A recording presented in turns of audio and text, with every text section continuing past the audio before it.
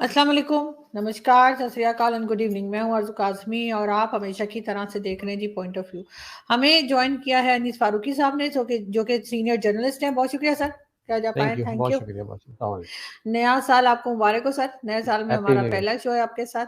Thank you देखने so much. वालों को भी, दर्शकों को भी, तमाम दोस्तों को, अहबाब को नए साल की बहुत सारी शुभकामनाएँ और आपको बहुत सारी दुआएँ। अल्लाह ताला आपको कामयाबी के और नेक्स्ट लेवल अता करे। आप तो इस वक़्त जो काम कर रही हैं पाकिस्तान में बैठकर और जिस तरह से हाइलाइट कर रही हैं इश्यू को, we really needed this kind of a fresh air Arzoo, जो आप लोग काम कर रहे हैं। बहुत शुक्रिया सर। लेकिन सर हम देख रहे हैं कि इस नए साल में बहुत से चैलेंजेस जो हैं वो ख़ास तौर पे पाकिस्तान के लिए हैं, बाकी दुनिया के लिए भी यकीनन होंगे। लेकिन आप किस तरह से देखते हैं पाकिस्तान और बाकी सारी दुनिया को कि क्या चैलेंजेस हैं? हमारे यहाँ तो खैर इकोनॉमी और सिक्योरिटी टीटीपी की वजह से एक बहुत वाज़ेह तौर पे देखी जा सकती है। बहुत सारे चैलेंजेस में जो सर-ए-फ़हरिस्त अगर आप देखती हैं तो वो मईशत और इक़्तिसादी सूरत-ए-हाल पाकिस्तान की जो है, वो एक बहुत बड़ा चैलेंज भी है। और मज़े की बात ये है वो हर दौर में तो रहा ही है, लेकिन उसमें बतदरीज कमी होती चली गई, बजाय इसके कि वो बेहतर होता। हमने देखा कि वो जहाँ स्टेबल होना शुरू होता है, वहाँ कोई न कोई ऐसा प्रोजेक्ट लॉन्च हो जाता है कि वो फिर वापसी की तरफ हम धकेल दिए जाते हैं। तो या तो मुझे लगता है कि कोई हमारे ही अपने लोग साज़िश करते हैं कि इन्हें पसंद नहीं आती बात कि मुल्क अगर थोड़ा-सा टेक ऑफ करता है फ्लाइट, उसको वापस ग्राउंड पे लैंडिंग करवा देते हैं। तो ये आपको मालूम है पिछले दिनों जो भी सियासी मैन्यूवरिंग हुई, वो उसका नतीजा है कि आज हम मईशत के चैलेंज को डिस्कस कर रहे हैं, जो कि एक नॉर्मल होता है 5 साला मंसूबा, 10 साला मंसूबा, short term, long term goals finance के और मुल्क की तरक्की के, और ये सारी चीज़ें होनी चाहिए, लेकिन इसमें हुआ नहीं ऐसा। और इसका जो ज़्यादा अगर हम देखते हैं कि जब किसी भी कौम में उसके उसके पास्ट, प्रेज़ेंट और फ्यूचर में कोई गैप आता है, यानी कि एक एक लोगों की ज़िंदगियों में अगर 3 महीने का गैप आ जाए तो बहुत बड़ी बात है। यहाँ तो पूरे कंट्री की नसीब में 3 साढ़े 3 साल का गैप लाया गया और वो गैप उसमें कोई काम नहीं हो सका। काम ज़बानी दावों के अलावा, इस्लामी दावों के अलावा, लोगों को नसीहतों के अलावा, मतलब हमें कोई काम दिखाई नहीं दिया। हुकूमत किसी की भी हो चाहे, ज़िम्मेदार उसमें कोई एक फ़र्द वाहिद नहीं होता, बल्कि बहुत सारे इदारे भी होते हैं। उसमें आपकी अदलिया का किरदार होता है। ज़ाहिर है हर मुल्क में, हर स्टेट में वॉच डॉग्स होते हैं, जो अब नैब है, we consider NAB as a watch dog. Media हुँ। है, we consider media as a watch dog. Supreme court और उसके चीफ जस्टिसेज़ हैं या हाई कोर्ट। सर आपकी आवाज़ नहीं आ रही। सर आपकी आवाज़ नहीं आ रही। जी। आज़ू ऐसा है कि चैलेंजेज़ की अगर हम बात करते हैं और कौमों की जब हम चैलेंजेज़ की बात करते हैं, तो उसमें जो सबसे बड़ा दरपेश है वो है मईशत का, मुल्क की इक़्तिसादी सूरत-ए-हाल का। कोई भी स्टेट गेज उसका पैमाना जो होता है वो उसकी इक़्तिसादी सूरत-ए-हाल होती है। अच्छा, इक़्तिसादी सूरत-ए-हाल हमारी क्या बेहतर हुई है कि नहीं हुई है? सवाल ये है, क्या हम डिक्लाइन हुए हैं या हम आगे की तरफ बढ़े हैं? क्या इर्तिक़ा हुआ है, तरक्की हुई है कि तनज़्ज़ुली हुई है?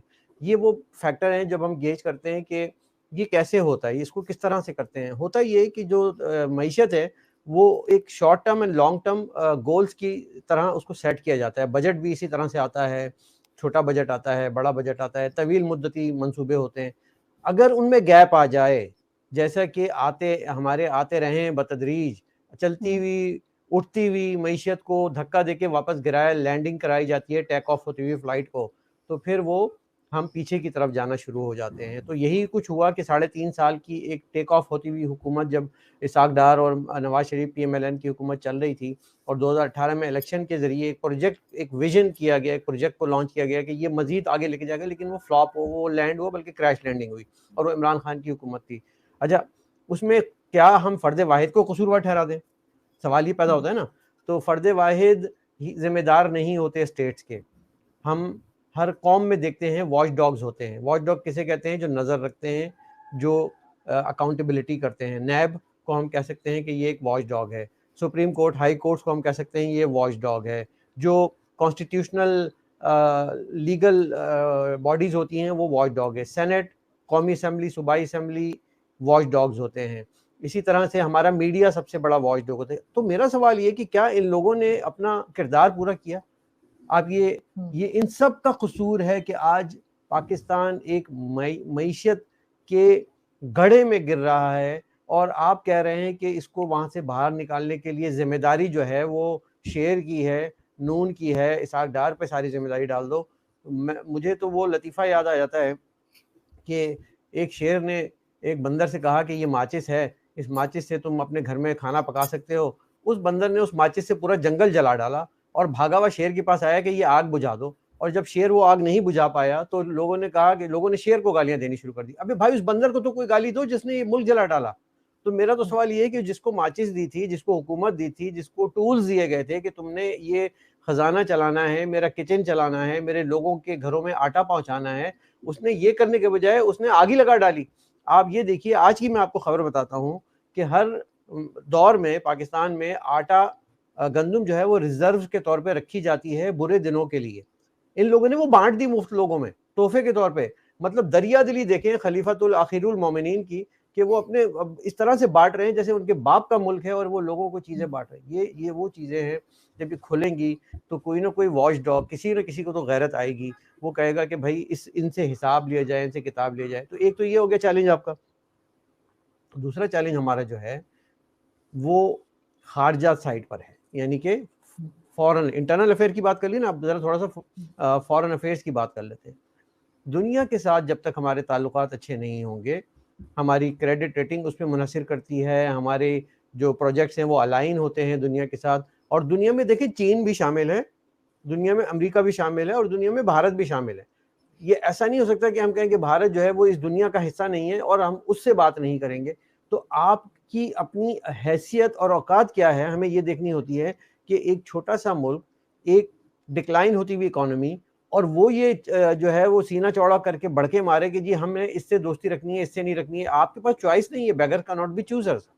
तो एक हो गया आपका फॉरेन अफेयर का चैलेंज, एक हो गया आपका इंटरनल अफेयर का चैलेंज, एक हो गया आपका अपना पॉलिटिकल फ्यूचर, कि आप लोगों ने अपना अभी तक फ्यूचर ही डिसाइड नहीं कर पाए हैं कि हम कैसे चलेंगे, क्या होगा। इलेक्शन जल्दी करा दें। हम हमेशा सुनते हैं मिड टर्म इलेक्शन, दुनिया में बहुत कम ऐसा होता है मिड टर्म इलेक्शन। भाई कोई खेल है?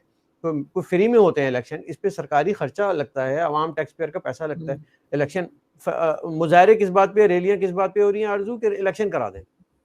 तो अब आप मुझे बताइए कि क्या इलेक्शन हल होता तो जो 3 साढ़े 3 साल आपको मिले हैं उसमें आपने क्या कर लिया जो अवाम अब बिल्कुल। उम्मीद रखे कि आप आगे चल के करेंगे, राइट? तो ये है सूरत हाल। लेकिन सर इसका बाकी दुनिया जो हमारी तरफ देख रही है, चाहे वो यूरोप हो, चाहे अमेरिका हो, चाहे इंडिया हो, या कोई भी दूसरा मुल्क, इस वक्त पाकिस्तान कहाँ स्टैंड कर रहा है, सबको यही लग रहा है कि कुछ मांगने के लिए आते होंगे, या फिर ये कि कोलैप्स होते हुए दिखाई दे रहे हैं। आखिर बाकी दुनिया किस तरह देख रही है? देखिए, उनको दुनिया का तो काम है देना, दुनिया एक साहूकार है और वो देती है, सूद पे देती है, उनको तो अपना इंटरेस्ट है। मतलब इसमें तो कोई दो राय नहीं हो सकती ना। तो वो तो देंगी और वो हमें लेना है, और हमारी मजबूरी। हम ये नहीं कह सकते कि जी हम मांग भी नहीं रहे, हमारी गैरत बहुत ज़्यादा है और हम अपना काम भी चला लेंगे, तो ये तो हो नहीं सकता। जो जो करंट डेफिसिट है, जो बजट है हमारा, उसके लिए हमें जितने भी लोन्स चाहिए, जितने भी ग्रांट्स चाहिए, जितनी भी सब्सिडीज चाहिए, जितना फॉरेन रिजर्व चाहिए बैंकों में रखने के लिए, चाहे वो सऊदी अरब के रियाल हों या किसी और के डॉलर हों या चाइना के पैसे हों, हमें अपने बैंकों में रखने के लिए पैसे चाहिए। ओवरसीज पाकिस्तानी इतना पैसा देने के बावजूद भी वो इतना इनफ नहीं होता कि वो डे टू डे रोटेशन में आ सके। ये बात समझने की ज़रूरत है। तो ऐसा आप कह नहीं सकते कि रियलिटी है कि आपको पैसे चाहिए, और गैरत का तकाजा, और जिसे कहते हैं ना कि वो बढ़के जो हैं वो हम मारे कि जी हमें पैसे नहीं चाहिए, हम हाथ नहीं फैलाएंगे। तो शहबाज शरीफ अगर कहीं जाके बोलते हैं कि हमें पैसे चाहिए और हम आपसे ले रहे हैं and we will return it, तो लोग आप उसका मजाक उड़ाते हैं। लोग कहते हैं कि वो ये भिखारी है, ये मांग रहा है, ये कर रहा है। तो कशकोल तो इमरान खान ने भी नहीं तोड़ा ना, मांगने तो वो भी गए। उन्होंने भी बड़ी बड़ी लॉबिंग अमेरिका में फर्में हायर कर ली कि जी मुझे मेरी इमेज अच्छी हो जाए, जो मैंने ख़राब की है। अमेरिका का साइफर लहरा के मैंने उनसे पंगा ले लिया। अब उनकी आप हरकतें देखें। जब उनको बरतानिया जाना था, बरतानिया एक बड़ा इंपॉर्टेंट एलाय है पाकिस्तान का, और बहुत फाइनेंशियली इकोनॉमिकली वो बहुत बड़ा हेल्पर है हमारा। वहाँ पे इमरान खान अपने पूरे दौरे हुकूमत में एक दौरा नहीं किया। वजह पूछिए अब, वजह क्या है? वजह यह है कि उनकी वाइफ साहिबा को ये पसंद नहीं था कि इमरान खान अपनी एक्स वाइफ और बच्चों से मिलने का मौका मिले लंदन में, तो उनको रोक दिया गया। जनरल बाजवा ने और इस्टेब्लिशमेंट ने उनसे कहा कि सर ये बड़े इंपॉर्टेंट, हमने आपके दौरे जो हैं वो इनविटेशन मंगवाए हैं आपके लिए, ये जाना ज़रूरी है, पाकिस्तान की प्रेजेंस ज़रूरी है एज ए स्टेट हेड, और वो स्टेट हेड के फैसले जो है वो ख्वाबगाह में हो रहे हैं। तो जब मुल्क ऐसे चलाए जाएंगे तो फिर आप बताइए कि क्या हाल होगा। इस मुल्क को बदतरीन लाने में जिम्मेदारी लास्ट हुकूमत की है, जिन्होंने अपने अफेयर्स को स्टेट के तौर पे नहीं चलाए, अपने घर के किचन के तौर पे चलाए। लेकिन सर ये जो आपने बात की एजेंसीज की भी और इमरान खान की भी, तो ये ऑडियो आ रही है, कभी वीडियो आ रही है, तो एजेंसीज का भी तो ये काम नहीं है ना, फौज का काम भी तो ये नहीं है। उनको अपने जो है वो सिक्योरिटी को देखना चाहिए। जो टीटीपी से इतना खतरा है, उसके बजाय कभी किसी की ऑडियो लीक हो रही है, कभी किसी की आ रही है। वो बात यह है कि जो बुनियादी हमारा फ्लॉड जो सिस्टम है वो यही है कि अगर हम अपने अपने दायरे कार में रहते हुए काम कर रहे होते तो ये मसाइल ही ना होते। देखिए सियासतदान ग्रेजुअली सीखती हैं डेमोक्रेसी, जब वो एक इट्रिशन के फ़िल्टर से गुज़रती हुई, तत्हीर के अमल से गुज़रती हुई आती है। दुनिया में जमहूरियतों को और कानून बनाने में तकरीबन 300-300 400-400 साल लगते हैं। 75 साल में 35 साल आपको सिर्फ जमहूरियत को मिले हैं, बल्कि उससे भी कम। बाकी तो हमें वर्दी को हमने दिए। अब वर्दी जो है वो अपना अपना विजन लेके आती थी, और मैं हमेशा ये बात कहता हूँ कि एक आएगा वो कहेगा कि मैं रोशन ख्याल पाकिस्तान बना दूंगा, एक आएगा मैं सही मानों में इस्लामी निज़ाम ले आऊँगा, एक आएगा वो कहेगा कि ये काफिर है, इसको पहले काफिर डिक्लेयर करने में हम अपनी एफर्ट्स लगा देंगे, एक आएगा कि जी इसको कत्ल कर दें, हम जो है ना ये करेंगे, एक आएगा जिहाद के नाम पे पैसे लेना शुरू हो जाएगा, एक आएगा गुड एंड बैड तालिबान बनाना शुरू हो जाएगा। हिलरी क्लिंटन ने अपनी किताब में वाज़े तौर पे लिखा कि वो पाकिस्तान पे ट्रस्ट नहीं करते अमेरिकन जो हैं। उसकी वजह उन्होंने बताई, उन्होंने कहा कि जब, और बड़ी उन्होंने एक मिसाल दी कि जब आप सांप को अपने बैकयार्ड में दूध पिलाने के लिए रखोगे तो वो ये आप उससे एक्सपेक्ट नहीं करें कि वो सिर्फ पड़ोसी को ही डसेगा, वो आपको भी डसेगा। और उसकी मिसाल उन्होंने इस तरह से दी कि पाकिस्तान हमसे पैसे लेता है वॉर ऑन टेरर के लिए, तालिबान से लड़ने के लिए, साथ ही वो गुड तालिबान भी क्रिएट करता है।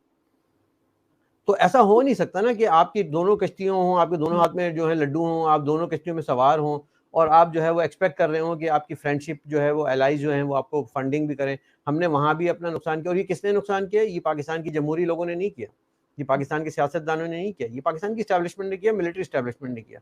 क्योंकि उस वक्त डॉलर आ रहे थे, चाहे वो ज़िया-उल-हक का ज़माना हो, चाहे वो जनरल कियानी का हो, राहिल शरीफ का हो, या जनरल बाजवा का हो, या अब जो नए जनरल आ रहे हैं। अब इनको सोचना होगा कि हमें पहले तो अपने क्लियर डिफाइंड बाउंड्री लाइन खींच देनी है कि टेरर क्या है, एक्सट्रीमिज्म क्या है, और जो अमन है, पीस है, वो किस तरफ है। Until and unless we decide that, we nobody is going to trust us, क्योंकि हमने इस एतमाद को बहुत धोखा दिया है। और अनफॉर्चुनेटली इसका नुकसान किसी को नहीं हुआ, इसका नुकसान पाकिस्तान के आम आदमी को हुआ है, आम इंसान को हुआ है। क्योंकि जब आपका बच्चा पैदा होता है और 2 लाख रुपए उसके सर पे कर्जा होता है, तो वो तो उन लोगों की फिक्र, उन लोगों को तो फिक्र नहीं होती जो कि मैसेज में बड़े बड़े खाने खा रहे होते हैं, जो कि प्राइवेट जेटों में सफ़र कर रहे होते हैं, जिनके बच्चे बाहर पढ़ रहे होते हैं, जिनके महल्लात मिसिसागा, टोरंटो में और लंदन की पॉश इलाकों में होते हैं।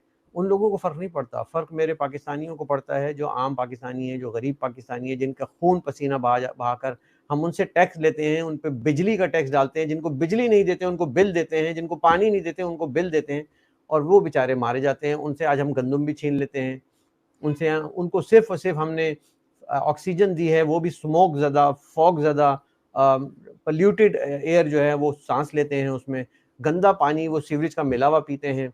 और आप बात करते हैं मदीने की रियासत की, आप बात करते हैं मैं अखीरुल मोमिनीन हूँ, मैं ये हूँ, मैं इय्याका नअबुदु हूँ। What have you done to the people? Allah मियाँ से आपसे सवाल करेगा। मेरे 22 करोड़ लोगों के साथ आपने जो किया है, इसका हिसाब आपको देना होगा। तो इस्टेब्लिशमेंट को अपने रास्ते पे, अपने, अगर अल्लाह करे कि जनरल आसिम मुनीर न्यूट्रल हो चुके हों, वो एक प्रोफेशनल सोल्जर हों, वो एक प्रोफेशनल आर्मी बनाए, अल्लाह करे, मैं कह रहा हूँ, क्योंकि हम तो अल्लाह मियाँ से दुआएं करते हैं ना जब से पाकिस्तान बना है, और ये सूरत हाल है। तो अब देखिए क्या होता है। बिल्कुल सही। लेकिन सर इस वक्त आपको कौन सी कंट्रीज ऐसी लगती हैं जो पाकिस्तान की मदद करने को आगे बढ़ेंगी और पाकिस्तान को सहारा देंगी? वैसे तो खैर जेनेवा में सुना जा रहा है कि आईएमएफ के जो टीम है उससे भी मुलाकात करने की कोशिश करेंगे सागडार साहब।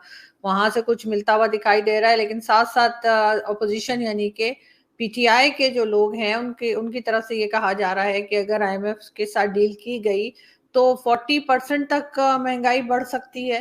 लेकिन वो अभी वो कौन तो सा हमेशा ही बड़ा होता है ना। लोग मजे में, वो तो हमेशा से रही है बिल्कुल। तो कौन सी कंट्रीज ऐसी है सर जो ये बार बार कहते हैं नहीं फ्रेंडली कंट्रीज हमारी मदद करेंगे? आखिर फ्रेंडली कंट्रीज कौन है? देखिए, फ्रेंडली कंट्री में सबसे पहले नाम आता है सऊदी अरब का, ठीक है? हम्म। अच्छा, उसमें हमें ज़्यादा से ज़्यादा क्या रिलीफ मिल जाता है कि वो जो तेल की हमें उनको अदा करने होते हैं बिल्स वगैरह, वो कुछ दिनों के लिए होल्ड पे डाल देते हैं, मतलब वो फ्रीज़ हो जाता है, वो बाद में अदा कर दीजिएगा, डिफर्ड पेमेंट हम्म। जिसे कहते हैं। फिर उसके बाद है चाइना। चाइना जो है वो रकम हार्ड कैश तो देता नहीं है, वो प्रोजेक्ट्स की सूरत में देता है या डेवलपमेंट की सूरत में देता है।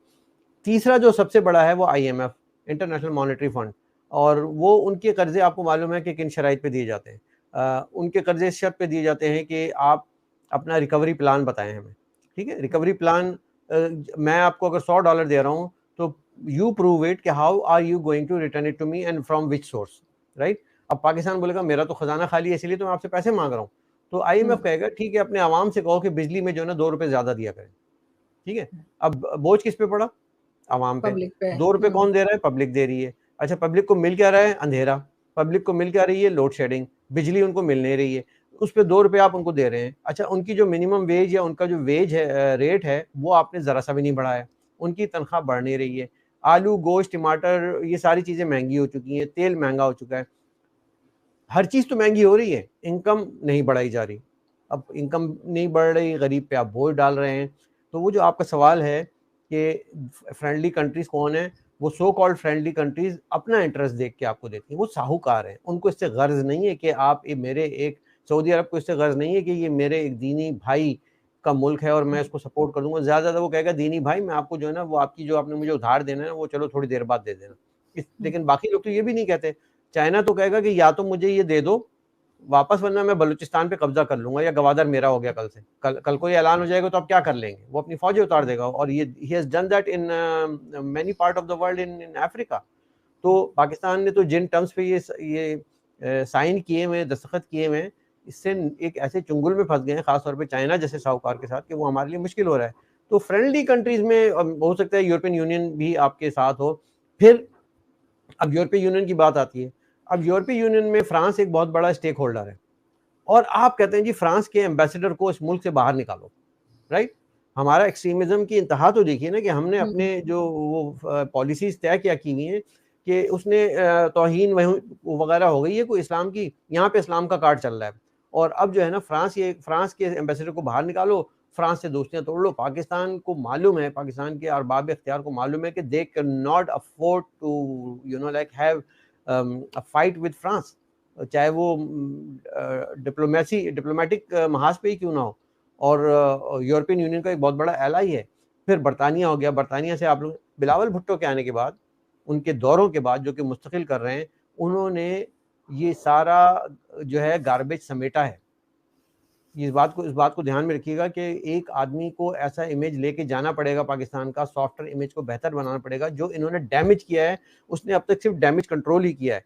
इसहाक डार अगर आया है और लोग उसको बुरा भला कह रहे हैं, लेकिन भाई वो डैमेज कंट्रोल करने आया है। वो शेर वो आग बुझाने आया है जो एक बंदर ने लगाई हुई है, राइट? लेकिन तो सर मिफ्ता इस्माइल जो उनकी अपनी पार्टी के हैं वो तो खुद इसाक डार साहब के ऊपर इल्जामात लगा रहे हैं। अब ये और बातें कि उन्होंने सब कुछ कहने के बाद माफी मांग ली। माफी मांग ली, लेकिन मिफ्ता इस्माइल ने किया क्या है? आप ये भी तो देखिए ना कि हम्म। एक आदमी, जिस वक्त के इसहाक डार पे पाबंदी है, नून लीग पे पाबंदी है, हम्म। दस्तयाब लोगों में वही जाके एक दावे करता है जिसको कोई एक्सपीरियंस नहीं है, जो कि एक इंडस्ट्रियलिस्ट है, सिर्फ अपनी फैक्ट्री हम्म। चलाना जानता है। उसको मालूम है कि रोकड़ा कैसे बनाया जाता है। वो चला गया और उसको वजीर खजाना बना दिया, उसने तजर्बे कर दिए। ये भी नून लीग का एक फॉल्ट है ना, लेकिन एटलीस्ट उन्होंने रियलाइज करके इमीडिएटली इसहाक डार को वहां बुलवाया, और Ishaq Dar will take time to fix all this mess. अभी तो डैमेज कंट्रोल में ही भैया ये पाकिस्तान का 1 साल 2 साल निकलेगा। चाहे वो शहबाज शरीफ उसमें मेहनत करे, मरीम नवाज मेहनत करे, ये आपके इसाक डार साहब मेहनत करें, मियाँ साहब कुछ करें, वॉर फुटिंग पे पाकिस्तान की इकोनॉमी पे काम हो रहा है, होना चाहिए, और वो होगा। उसके बाद आपको तकरीबन साल के बाद कुछ थोड़ा सा रिलीफ नजर आना शुरू होगा कि ये मैस जो है, ये क्रिएट जो किया था, वो फिक्स करने की कोशिश किसी तक कामयाब हुई। अब let's start planning for the long term, but by that time election आ जाएंगे अक्टूबर में, और फिर हम एक नए मैन्यूवरिंग से गुजरेंगे। फिर एक कोई प्रोजेक्ट किसी के जहन में कोई वही नाजिल होगी कि तो अब सर जो है ना, इलेक्शन आगे भी तो बढ़ाया जा सकता है, सुनने में आ रहा था कि इलेक्शन एक साल आगे बढ़ सकता है। मेरे ख्याल में that would be the best strategy for Pakistan, hmm. कि अभी फ़िलहाल हम इस इलेक्शन के बजाय मुल्क को मजबूत और उसकी मईशत को मजबूत और इसको अपने पाँव पे खड़ा कर दें पहले, और आवाम को दिखाएं कि हमने इसको बेहतर कर लिया है। आवाम पे से महंगाई का बोझ कम करें, आवाम पे से ये टैक्सेशन का बोझ उतारें, उनको रिलीफ दें, उनके घरों में खाना, उनको जॉब्स, उनको जो है ना तेल, पेट्रोल, टमाटर, प्याज, आटा सब कुछ दें, साबित करें कि हम ये कर सकते हैं। उसके बाद इलेक्शन होते रहेंगे। एक चाहे टेक्नोक्रेट सेटअप ले आएँ, एक एक कौमी मफाद में कोई कौमी हुकूमत बना दें, सब मिल के पाकिस्तान की खातिर इसको बेहतर कर लें। मेरे नज़दीक election is not a priority. Imran Khan के नज़दीक उनकी ज़िंदगी का आखिरी मौका है ये। अल्लाह मियाँ ने जो बचे खुचे साल दिए हैं, इसमें उनको दोबारा शेरवानी, जो कि शायद बल्कि क्या यकीनी तौर पे अब उनके नसीब में नहीं है, अदर देन कोई नया निकाह कर लें, नई शेरवानी पहन लें, वो बात अलग है, लेकिन इसके अलावा वज़ीर-ए-आज़म की शेरवानी उनके नसीब में नहीं है। ये तो मतलब पाकिस्तान का हर जो नजूमी से लेकर हर शख्स जो है, वो जी होश शख्स जो है, वो ये कहता है कि ना हमें ये शख्स चाहिए और ना ये शख्स कभी आएगा। आप ये देखिएगा कि पीटीआई अपनी जगह रहेगी, पीटीआई जो एक सियासी जमात है, उसकी अपनी हकीकत है, इमरान खान नहीं रहेंगे। सर क्या अरेस्ट होते हुए नजर आ रहे हैं इमरान खान के ऊपर जो केसेस चल रहे हैं, क्या उसके जवाब में गवर्नमेंट हो या कोई इदारे हो, क्या वो उनको अरेस्ट करने जाएंगे? क्योंकि मुसलसल जिस तरह के स्टेटमेंट्स दे रहे हैं, वो तो कहना चाहिए कि प्रोवोक करने का तरीका लग रहा है। देखिए, स्टेटमेंट पे अरेस्ट होते हैं कि नहीं होते, वो तो मुझे नहीं पता, लेकिन जो उनके काम हैं, अगर उसको सही तरीके से उस पे केसेस बनाए जाएं, तो वो बहुत ज़्यादा क्वालिफाई करते हैं अरेस्ट होने के। वो उन्होंने जो पाकिस्तान का एक कौम का जो हाल किया है, जिस तरह से उन्होंने फॉरेन अफेयर्स को डील किया है, जिस तरह से उन्होंने इंटरनल अफेयर्स को डील किया है, जिस तरह से जो भी काम उन्होंने किए, I think it is about time कि उनकी अकाउंटेबिलिटी ज़रूर, अरेस्ट होना ना होना तो वो तो अदालतों का काम है। लेकिन मुझे वो अरेस्ट होते हुए दिखाई नहीं दे रहे, उससे पहले ही वो एस्केप कर जाएंगे, ये मेरी प्रेडिक्शन है। वो ठीक है सर, लेकिन जो लोग इस वक्त मौजूद हैं गवर्नमेंट में, चाहे वो पीपल्स पार्टी हो या पीएमएलएन हो, उनको अपने आप को पीटीआई या इमरान खान की गवर्नमेंट से बेहतर साबित करना होगा। तभी लोग इस बात को मानेंगे कि इमरान खान ने बहुत गलत किया था और ये बहुत ज्यादा बेहतर काम कर रहे हैं। इसके लिए इनको अपना काम दिखाना होगा। बहुत शुक्रिया सर कि आपने आज ज्वाइन किया। Thank my you so pleasure. Much.